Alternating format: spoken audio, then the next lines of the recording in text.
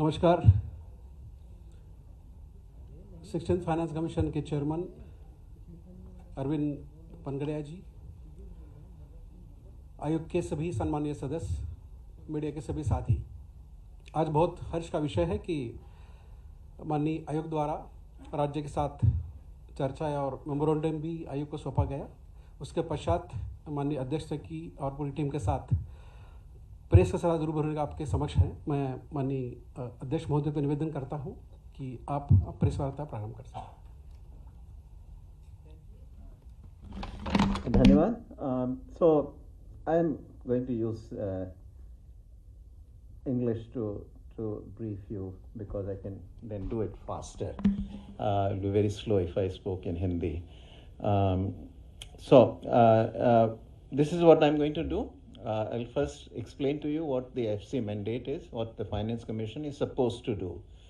Then I'll briefly tell you about our discussions with the government of Madhya Pradesh today. And then we'll take a few questions, 3 or 4. So first of all, so that all of us are on the same page in terms of understanding what the subject matter is. The Finance Commission is appointed generally every 5 years to make recommendations for a 5-year period. For this commission, that 5-year period is 2026-27 to 2030-31. Now, recommendations that the commission is asked to make relate to the division of the union tax revenues between the central government and the 28 states taken together. That is called the vertical devolution. And then it is also asked to recommend how that how the share of the 28 states should be further divided among the 28 states. That is called the horizontal devolution.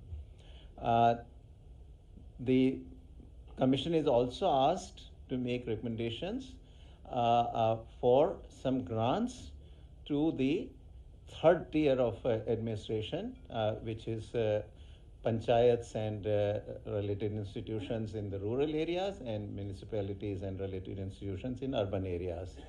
That's the third. And the fourth thing is relates to the disaster relief.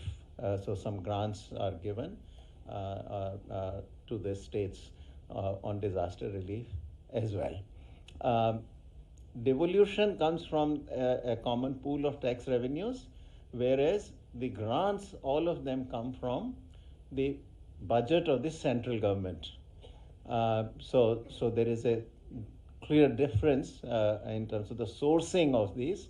In some ways, on the grants, the central government does exercise some control because it's coming from the central government budget. Commissions have traditionally also given grants for what are called the state-specific grants and sector-specific grants. So that is the rough kind of roadmap of what the commissions are supposed to do. This commission started its work sometime in mid-February. Some progress was made in the early months, preliminaries, etc. And then once the parliamentary elections were over and model code had been lifted, then it started visiting different states. Now, a very large part of the task of the commission is to conduct very wide-ranging consultations. It visits every single state in the country, so there are 28 states, so we go to every single state. Madhya Pradesh has been our 20th such state. We still have 8 more to go to. But the commission also consults with the central government ministries, central government itself, as represented by the finance ministry. It also consults the previous finance commission chair and members. It also consults the experts in the field, eminent persons, the commission also takes suggestions from anybody, any citizen who wants to give such suggestions. Our website has a link where anyone can go in and give their suggestions, and these are reviewed then by our staff very regularly. So that is what the commission does. At the moment, no decisions are made, have been made, naturally, because we still have not visited the 8 states.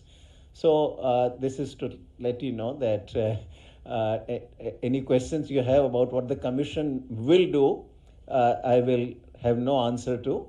So it is pointless to really ask that question. Because it's only after all consultation has been completed, particularly with the state governments and the central government, that we would then get down to the decision-making part of the commission's work. Now, today, we met for several hours, started around about 10:15 or so, and we just finished about half an hour ago with the government of Madhya Pradesh. And we had a very extensive set of presentations. Madhya Pradesh really made one of the most impressive presentations that the commission has seen in the last 20 states that it has visited. It included first a brief to the commission on how Madhya Pradesh has developed over the last 15 years or so, starting around 2005 or so. It's very impressive progress in agriculture, and in general, how its per capita income has risen during these 15 years or so. And then the rest of the presentation was about 2 sets of things. One, what its future roadmap is, and then what. Then it also had a very long section on, obviously, the financial issues, which is the core of the Finance Commission's mandate, where it described how the finances have evolved.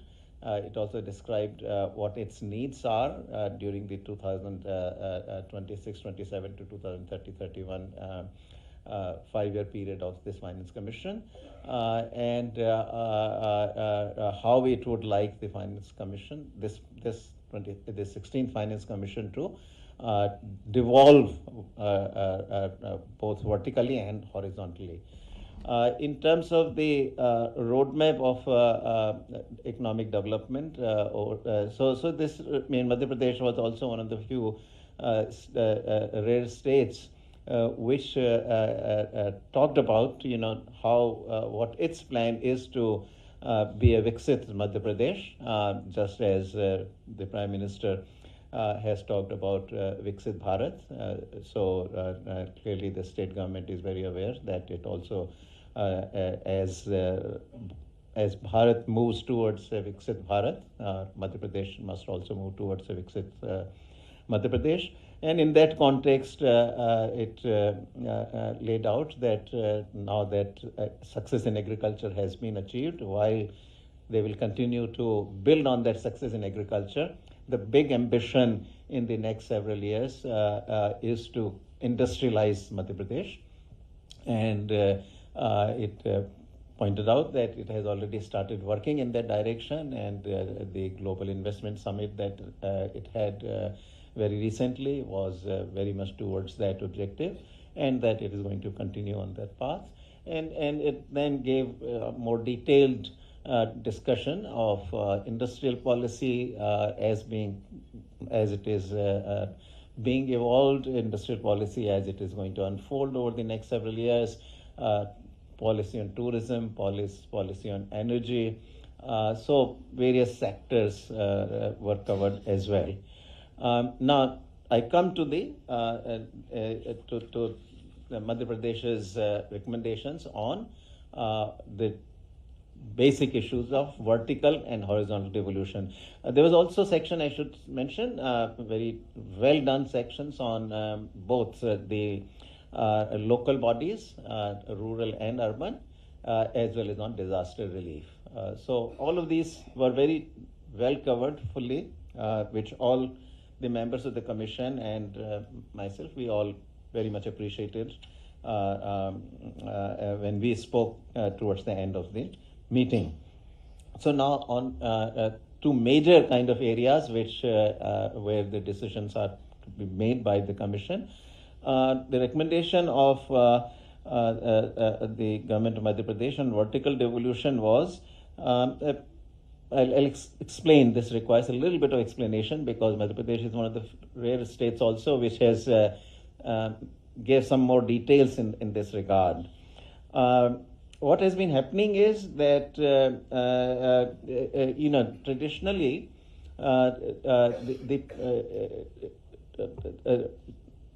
the pool of resources, which is called the divisible pool, it is not the entire universe of taxes. What the way it works out is that there are certain taxes that go directly to the state governments. These include things like state GST, any taxes that the state levies on petroleum products, any taxes that the state levies on liquor, excise duty, sales tax, etc. on these products. So these go directly to the states. Then there are certain taxes that go directly to the central government. These are taxes related to the union territories. They are part of the central government effectively for financial purposes. And also there are certain cesses and surcharges that the central government levies. These also go directly to the central government budget. All other union taxes, such as the income tax, the corporate profit tax, custom duties, anything else, that goes into the divisible pool. So the bulk of the union taxes actually are part of the divisible pool, but cesses and surcharges and the whatever is the can be classified as the union territory taxes, they go directly to the central government. So in that context, the pitch made by the government of Madhya Pradesh was that, first of all, that the cesses and surcharges should be capped at 10%, because states get no share in the cesses and surcharges. As I explained, the cesses and surcharges go directly to the central government budget, 100% of it. So this has been the demand for almost for the last 60-70 years. This has been the demand of the states that cesses and surcharges ought to be shared. But Constitution really doesn't allow that. Constitution gives the cesses and surcharges in entirety to the central government, and the pitch that Madhya Pradesh government has made is that these cesses and surcharges should be capped at 10%. That's one recommendation related to the vertical devolution.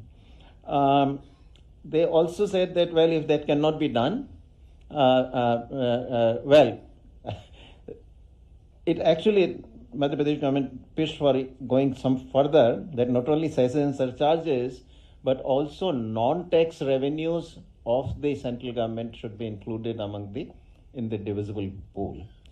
And it then made this recommendation for vertical division of the resources, that if all the central government revenues, including cesses and surcharges, and non-tax revenues are included in the divisible pool, so all gross revenues are shared, then the current division of resources between the center and state, which is at 41%, is fine. If that is not done, then at least the 48% of the gross tax revenues. Now remember, gross tax revenues of the central government include cesses and surcharges, right? So they are saying that 48% of that gross tax revenue should be allocated to the state governments. This is very similar, I should say, not identical to, but very similar to what many other states have said. Other states have said that that 50% of the divisible pool should be given to the state governments. This has been easily about 16 or 17 of the states that we visited have made that recommendation. So that is about vertical devolution.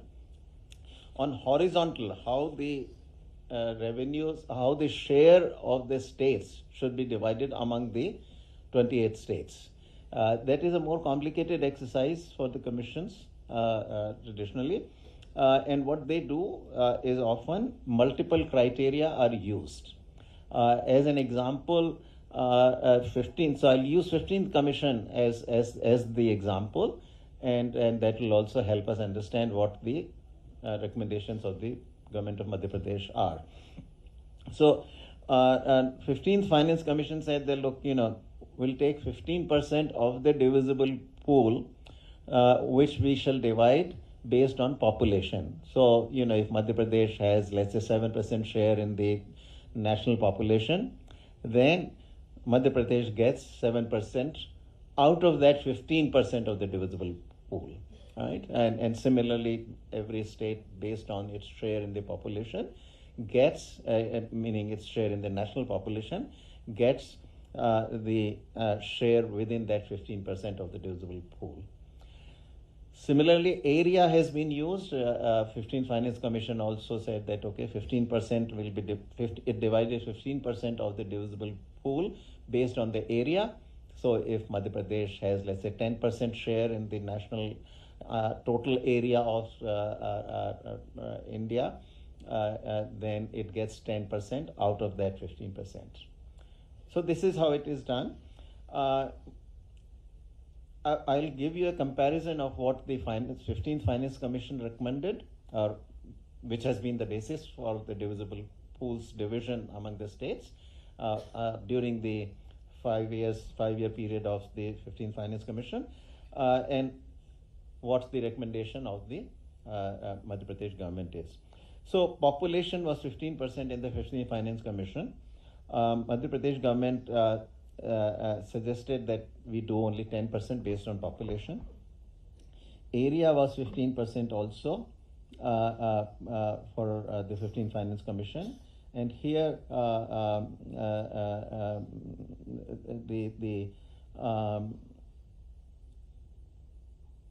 let me see, this is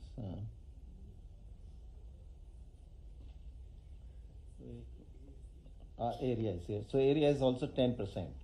Okay. Forest and ecology is 10% for the 15th Finance Commission, and Madhya Pradesh's recommendation is that should be raised from 10 to 15%. Okay, so instead of 10, 15%, and so population 10%, area 10%, forest cover 15%. Now, one of the very important criteria that especially last 4 or 5 commissions have used is the income distance. So there is a very large component of equity objective in how the successive commissions have divided this share of the states. And in a nutshell, what it does is it gives a larger devolution of that part of the slice of the divisible pool. The smaller is the per capita income. So it takes the distance of the per capita income, of the given state from the richest state with the highest per capita income, and based on how much that distance is, the allocation is given to the particular state. So on income distance criterion, 15th Finance Commission had given out 45% of the total pie. So this is a very large share, 45%, almost close to half of it was done by the income distance. Madhya Pradesh naturally having a low per capita income relative to the richest, which could be either Haryana or Telangana, naturally benefits from that. So on income distance, however, Madhya Pradesh said instead of 45%, 40%. What it added instead, out of that 45%, it said do 40% for income distance, but introduce a new criterion, which is multidimensional poverty. meaning the higher the poverty, the larger the devolution to that particular state. So 5% of the weight it assigns to then multidimensional poverty. The remaining part for the 15th were tax and fiscal effort was 2.5%. That is, how much the state raises its own taxes. That was also included, and 2.5% weight was given to that. And demographic performance was the last variable that the 15th Finance Commission used. This was the total fertility rate.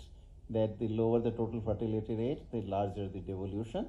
That was given a weight of 12.5. So that total sums up 100 for 15th. Now I'll give you the remaining criteria that the state of Madhya Pradesh has suggested. Madhya Pradesh has also suggested that we give some weight to the SC/ST population. So in addition to 10% weight, 10% weight given to population, it said about another 10% should be given to the SC/ST population. So that adds another 10%. Demographic performance, TFR, the total fertility rate, it reduces the weight to 5%. And then it leaves about 5 more percent. Tax effort, it takes also 2.5%. And then contribution of states GSDP to the total GDP of the country, of the 28 states really, excluding the union territories, another 2.5%. All right, so I'll now read out very quickly in one go what Madhya Pradesh has suggested for horizontal devolution.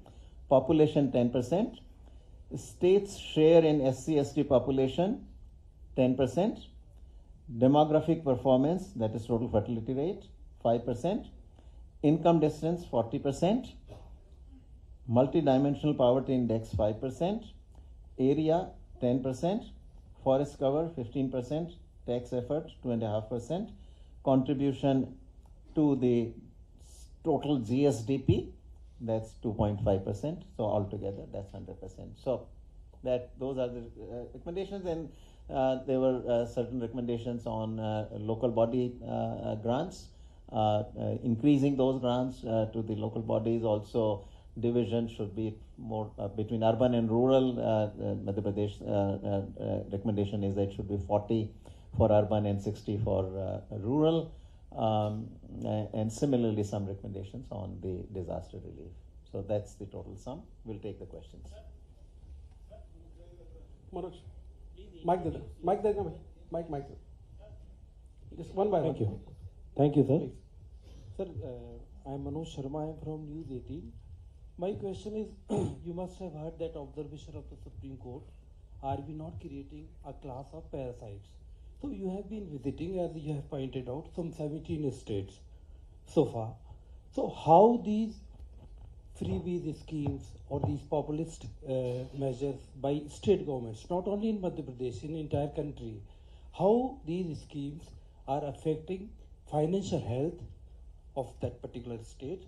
And as a finance commissioner, as finance experts, what do you think about this? What is your take? So right now I speak on behalf of the Commission, and since no decisions have been made by the Finance Commission, I'm afraid I can't answer you that question.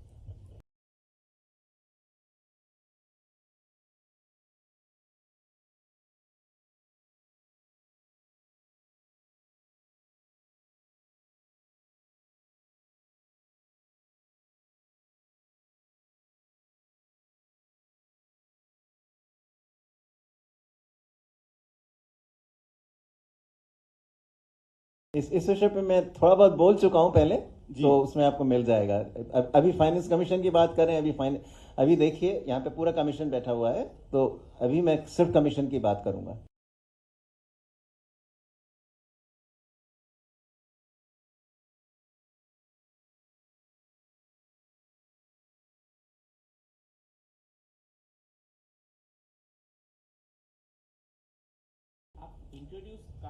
मैं Nitendra Sharma, free press journal से. हाँ, सारी चीज़ें जो की हैं वो well with in acceptable parameters में हैं। इस पर विचार करेगा कमीशन, पर क्या निर्णय होगा वो मैंने आपको पहले ही कह चुका हूं कि निर्णय के बारे में अभी क्योंकि कोई निर्णय हुआ नहीं है मैं कुछ कह नहीं सकता। Sir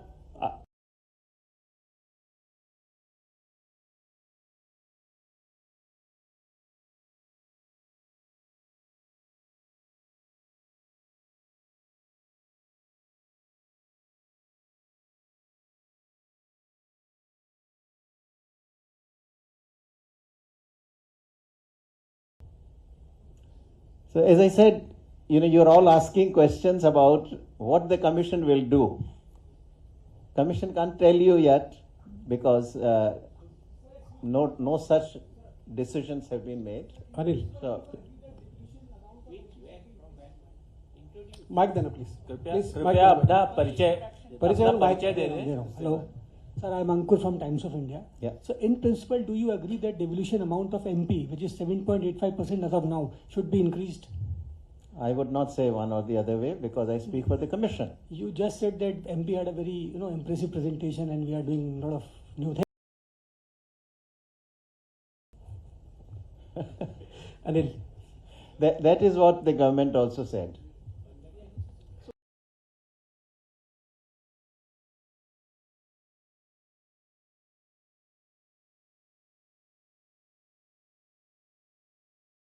Long discussion. How can I say anything about MP without saying anything else, without saying about somebody else who you want MP to be increased?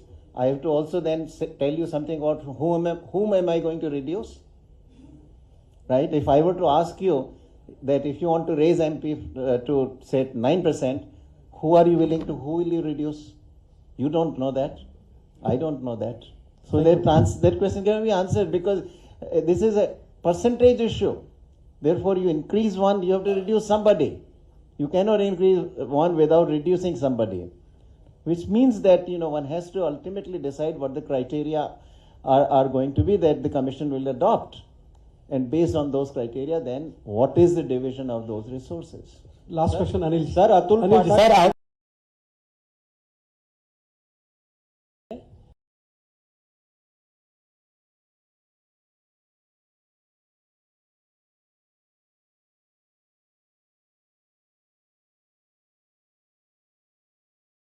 का निर्णय। हाँ ठीक है, आप रिकमेंडेशंस हमारी अल्टीमेटली ऑफ कोर्स निर्णय फाइनल जो है उस सेंट्रल गवर्नमेंट अभी बहुत सारे राज्य मुफ्त में बहुत सारी स्कीमें दे रहे हैं, तो क्या आपके फार्मूले में ये शामिल होगा कि उन राज्यों को और पैसा दे दिया जाए? आप सभी बातें भविष्य की पूछ रहे हैं मुझे। ये इसका एक मिनट क्या ये फार्मूले में शामिल होगा आपके अनुशंसाओं में? नहीं, कुछ कह नहीं, ये तो सब कमीशन को निर्णय लेना है ना इन सब बारों में। इस सब बातों पे पांचों जो मेंबर्स हैं कमीशन, पांचों यहीं बैठे हैं सर। नहीं तो अभी हमारे आपस में जो है इस विषय में कोई चर्चा तो हुए बिना निर्णय कोई भी कैसे ले सकता है? आप बहुत सारे राज्यों में घूम आए हैं, कई राज्यों आप, लेकिन मुझे थैंक यू सर, दुख है इस बात का कि आपको thank you so much for साथियों को लंच के लिए आमंत्रित है। Thank you so much.